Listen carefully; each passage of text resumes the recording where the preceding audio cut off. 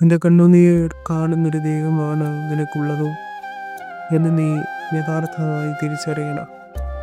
കാരണം നിന്നെപ്പോലെ തന്നെ യാത്രയുടെ യാമങ്ങളിൽ കണ്ണുനീർ പൊഴിച്ചുകൊണ്ട് കഴിയുമെങ്കിൽ ഈ പാനപാത്രം എന്നിൽ നിന്ന് നീക്കണമേ എന്ന് അവനും മനസ്സുനൊന്നായിരിക്കണം പറഞ്ഞിരിക്കുന്നത്.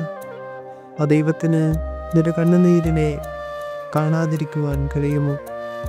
നിന്റെ കണ്ണുനീർ അവൻ ശേഖരിക്കുന്നുവെന്ന് സങ്കീർത്തനക്കാരൻ സാക്ഷിക്കുന്നത് നീ കേൾക്കുന്നില്ലേ? എൻ്റെ കൊച്ചു സഹനങ്ങളെ നീ ഏറ്റെടുക്കൂ എന്നായിരിക്കും അവൻ നമ്മോട് പറയുന്നത്. അവൻ പ്രാർത്ഥിച്ചതുപോലെ എന്നാലും എൻ്റെ ഇഷ്ടമല്ല നിന്റെ ഇഷ്ടം മാത്രം മതിയെന്ന് പറയുന്ന ആത്മീയതയിലേക്ക് വളരുവാൻ ആയിരിക്കണം നിന്റെ ഈ സഹനങ്ങളോ. ആ തരത്തിലേക്ക് ഉയരുവാൻ നിന്റെ കണ്ണുനീരിനെ ശേഖരിക്കുന്ന നിന്റെ ദൈവത്തിലേക്ക് അടുക്കുവാൻ നിനക്കും ഇടയാകണം.